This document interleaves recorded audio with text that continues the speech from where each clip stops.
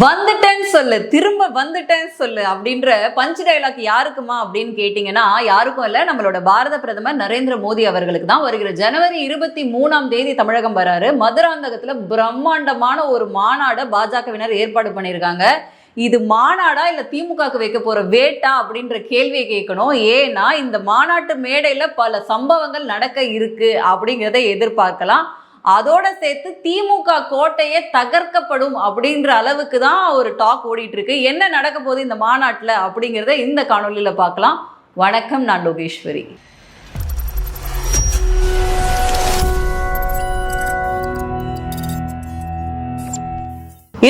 2026க்கான சட்டமன்ற தேர்தல் வெற்றி அப்படிங்கிறது திமுகக்கு ரொம்ப ஈஸியா இருக்கும். அந்த கூட்டணி பயங்கர வலிமையா இருக்கு, என்டிஏ இங்க பயங்கரமா வீக்கா இருக்கு அப்படின்ற நேரட்டிவை தொடர்ந்து செய்தி ஊடகங்களா இருக்கட்டும் அல்லது யூடியூப் சேனலா இருக்கட்டும் இல்ல அரசியல் விமர்சகர்களா இருக்கட்டும் இதை தான் தொடர்ந்து சொல்லிக்கிட்டே வந்தாங்க. நாங்க சர்வே எடுக்கிறோன்ற பேர்ல திமுக வலுவா இருக்கு, திமுகவை தான் எல்லாரும் விரும்புறாங்க அப்படின்ற ஒரு நேரட்டிவை மக்கள் மனசுல திணிச்சிட்டே இருந்தாங்க. குறிப்பா பாஜக தமிழ்நாட்டை ஒரு பெரிய ஃபேக்டரா பார்க்கல, அவங்க இங்க ஜெயிக்கணும்னு நினைக்கல அப்படின்ற ஒரு நேரட்டிவை கட்டவிழ்த்தாங்க.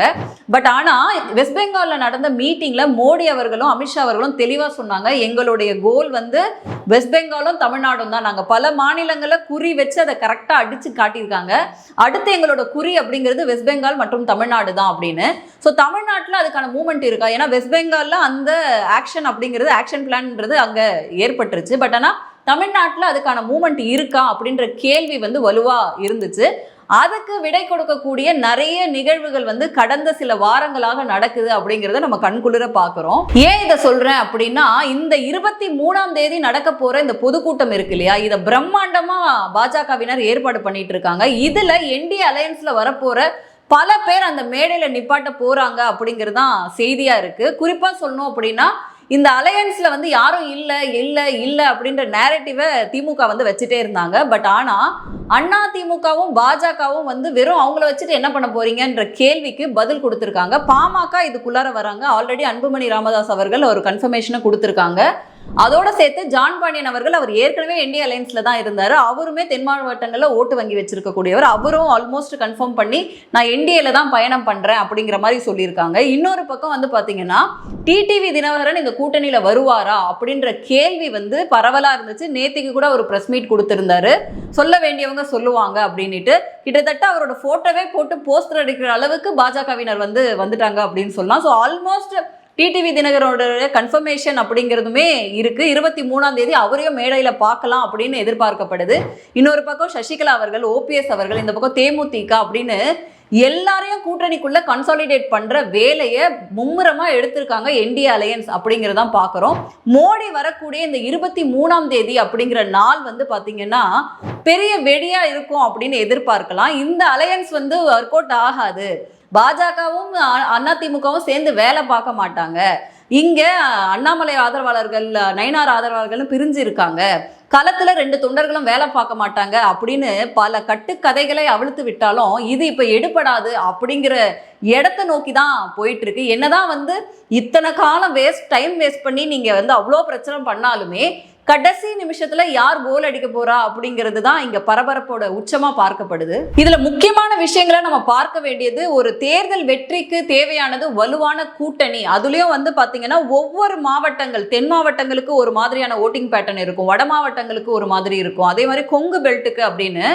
ஏற்கனவே கொங்கு பெல்ட்டை தான் கைவசம் வச்சிருக்க அதிமுக, அங்க பாஜகவும் இங்க பயங்கரமா வளர்ந்துருக்கு அப்படிங்கிறதுல மாற்று கருத்து இருக்காது. அதே மாதிரி தென் மாவட்டங்கள்ல நீங்க டிடிவி, ஜான் பாண்டியன், இன்னும் கிருஷ்ணசாமி அவர்களோடையும் பேச்சுவார்த்தை நடக்குது. இந்த பக்கம் ஓபிஎஸ், சசிகலா அப்படின்னு தேவேந்திரர் வாக்குகளையும் குறி வச்சு வேலைகள் நடந்துட்டு இருக்கு. அதோட சேர்த்து பாத்தீங்கன்னா வட மாவட்டங்கள், அங்கேயும் பாத்தீங்கன்னா பாமகவுடைய ஆதரவு அப்படிங்கிறது இங்க ஒரு ஆடட் ஃபேக்டரா இருக்கும். அதோட அங்கேயுமே பாத்தீங்கன்னா அதிமுகவுக்கு ஒரு ஹோல்ட் ஆனது இருக்கதான் செய்யுது. ஸோ இந்த மாதிரி ஒவ்வொரு ஏரியாக்களை வலுவான கூட்டணி அமைக்கிறது மூலமா இங்க ஒரு ஓட் பேங்கை ப்ரூவ் பண்ண முடியும், என்டிஏ அலையன்ஸை ஸ்ட்ரென்தன் பண்ண முடியும் அப்படின்ற ஃபேக்டரை இன்னும் சில தினங்கள்ல இன்னும் நம்ம நிறைய பேர் அது உள்ளர வரும் பொழுது தெரிஞ்சுக்கலாம். நம்பர் 2 என்ன விஷயம் அப்படின்னா, பொதுவா பாஜகவுக்கு இந்த 26 எலெக்ஷன் ரொம்ப முக்கியம் இல்லை. குறிப்பா நயினார் அவர்கள் அவர் பதவியேற்ற சமயங்கள்ல 26 நம்ம இலக்கு இல்லைன்னு சொல்லிட்டாரு அப்படிங்கிற விஷயத்தை எடுத்து பரப்பிட்டே இருந்தாங்க.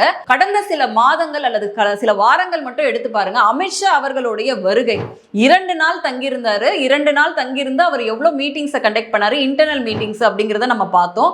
அதோட சேர்த்து மோடி பொங்கலையும் இங்க தமிழ்நாட்டில் வச்சுட்டு போயிட்டாங்க. அவர் முடிச்சு அடுத்தது வந்து உங்களுக்கு செயல் தலைவராக நியமிக்கப்பட்ட நிதின் நிபின், இவருமே வந்து பாத்தீங்கன்னா தொடர்ந்து சுற்றுப்பயணங்கள் மேற்கொள்றது, தொடர்ந்து வந்து சந்திப்புகளை வைக்கிறது, ஒவ்வொரு மாவட்டத்திலையும் நிர்வாகிகளை போய் பார்க்கறதுன்ற அவரோட பிரசன்ஸை காட்டினாரு.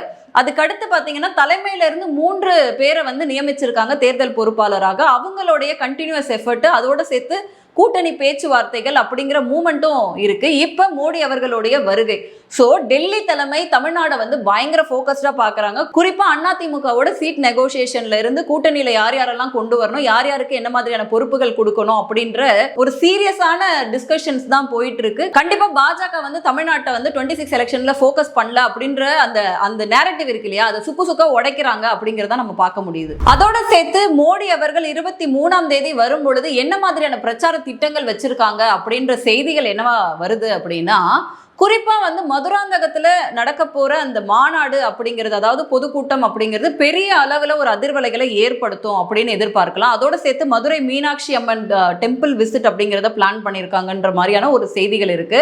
அதன் மூலமா ஆன்மீகம் சார்ந்த விஷயங்கள், தமிழ் கலாச்சாரம், இங்க இருக்கக்கூடிய பல விஷயங்களை கையில எடுக்கிறாங்க. இதோட சேர்த்து வந்து MSME மையங்களை திறந்து வைக்கிறாரு, நீர்ப்பாசன திட்டங்களை வந்து முன்னெடுக்கிறாரு அப்படிங்கிற பல நிகழ்வுகளை வந்து மோடி அவர்களுடைய இந்த பயணம் அப்படிங்கிறது திட்டமிடப்பட்டிருக்கு.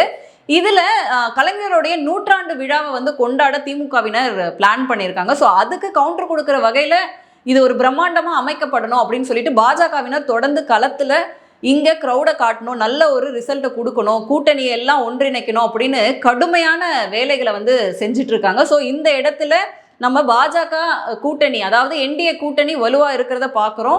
சோ இங்க தொடர்ந்து வந்து பாத்தீங்க அப்படின்னா பூத் கமிட்டியை ஸ்ட்ரென்தன் பண்றது, நிர்வாகிகளை ஸ்ட்ரென்தன் பண்றது, ஒவ்வொரு மாவட்டத்திலையும் பிரச்சாரத்தை முன்னெடுக்கிறது, கடுமையான விமர்சனங்கள், போராட்டங்கள் வந்து திமுகக்கு எதிராக நடக்குது. அதையெல்லாம் கையில எடுத்து ஆளும் கட்சிகள், குறிப்பா சொல்லணும் அப்படின்னா அதிமுகவின் எடப்பாடி பழனிசாமி அவர்கள் ஒரு 5 வாக்குறுதிகளை எம்ஜிஆர் அவர்களுடைய பிறந்த நாளான நேற்றைக்கு முன்தினம் வந்து அனௌன்ஸ் பண்ணியிருக்காங்க. ஸோ இந்த பக்கம் வந்து மக்களை கவர்றதுக்கான எல்லா விஷயங்களையும் கையில எடுத்துட்டு இருக்காங்க. ஸோ என்டிஏ கூட்டணி அப்படிங்கிறது ஒரு வெற்றி பாதையை நோக்கி போகுது அப்படிங்கிறத நம்ம கண்குளிர பார்க்கக்கூடிய காலமா இருக்கு. இத்தனை காலம் இங்க டிஎம்கே சொல்லிட்டு வந்த நேரட்டிவ் வந்து இங்க உடையுது அப்படிங்கிறத நம்ம பார்க்குறோம். அப்படியே கட் பண்ணி நம்ம வந்து திமுக கூட்டணிக்குள்ள போனோம் அப்படின்னா அங்க நடக்கக்கூடிய சலசலப்புகளுக்கு கொஞ்சமும் பஞ்சம் இல்லை. திமுக கோட்டையில பெரிய ஓட்டையை போட்டிருக்காங்க அப்படின்னு தான் சொல்லுவோம். யாரை சொல்றோம் அப்படின்னா காங்கிரஸை தான் நம்ம சொல்றோம்.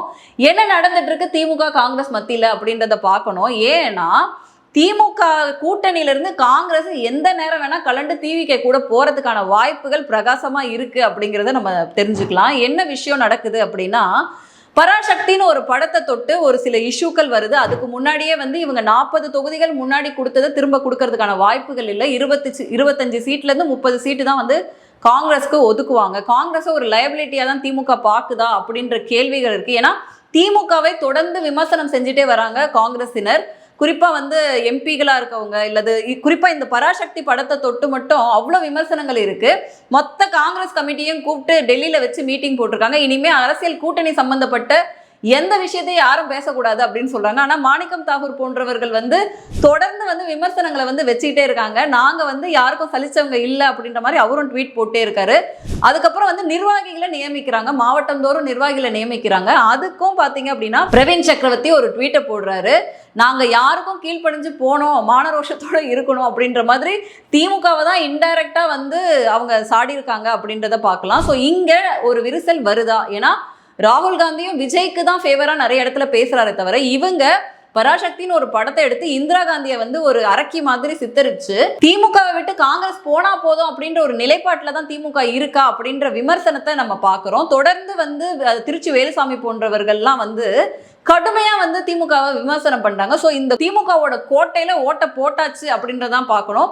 நிறைய பேர் வந்து திமுக கூட்டணியில இல்லாம டிவிகேக்கு போகணும் அப்படின்னு நினைக்கிறாங்க. இன்னொரு பக்கம் வந்து டிவிகே பக்கம் இவங்க போகும்பொழுது என்ன மாதிரியான பிளஸ் அண்ட் மைனஸ் இருக்கும் அப்படிங்கிற பல விவாதங்கள் இருக்கு. இன்னும் கூட்டணி கன்ஃபர்மேஷன் அப்படிங்கிறது நடக்கல. பட் ஆனா கூடிய விரைவில் காங்கிரஸ் வந்து இங்க இருந்து போகும் அப்படிங்கறது வந்து எதிர்பார்க்கலாம் அப்படின்றது சொல்லலாம். ஏன்னா வந்து மேலிடம் கூப்பிட்டு ராகுல் காந்தி கூப்பிட்டு சொல்றாரு கூட்டணியை பத்தி பேசாதீங்க அப்படின்னுட்டு, யாரும் ட்வீட் போடாதீங்க, பொதுவெளியில பேசாதீங்கன்னு சொல்றாரு.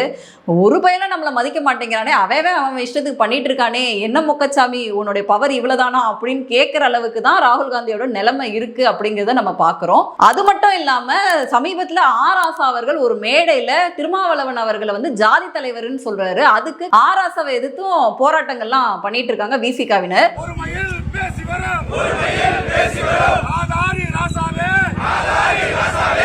நாங்க தான் வலுவான கூட்டணின்னு சொல்லிட்டு இருந்த திமுக கோட்டையில பெரிய ஓட்டையை போட்டு, அதுவும் இங்க இருந்து பல பேர் கலந்து போறதுக்கு முன்னாடி ஆப்ஷன் இல்லாம இருந்துச்சு. அண்ணா திமுகன்ற ஆப்ஷன் மட்டும்தான் இருந்தது. ஆனா இப்ப டிவிகேன்ற ஒரு ஆப்ஷனையும் ஓபன் பண்ணி விட்டுருக்காங்க. ஸோ எந்த நேரம் வேணா யார் வேணா கலந்து டிவிகேலையோ இல்லை என்டிஏ கூட்டணிலையோ போறதுக்கான வாய்ப்புகள் தான் பிரகாசமா இருக்கு.